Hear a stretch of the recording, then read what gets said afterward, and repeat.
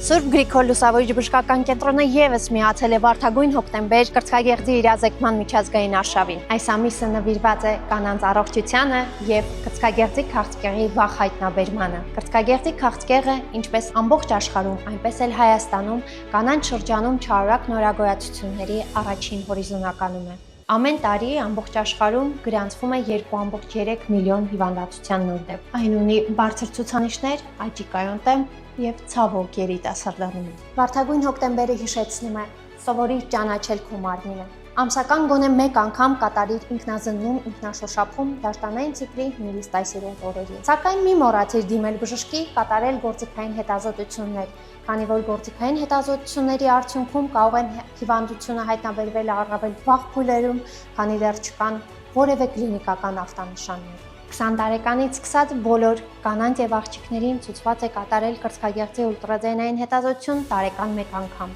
իսկ 40-ից բարձր բոլոր կանանց ցուցված է կատարել մամոգրաֆիկ հետազոտություն։ Հիշեցնենք ռիսկի գործոնները, դրանք են ժառանգականությունը, տարիքը, հորմոնալ փոփոխությունները, ցածր ֆիզիկական ակտիվությունը, գիրությունը եւ բնականաբար ծխախոտի եւ ալկոհոլի չարաշահումը։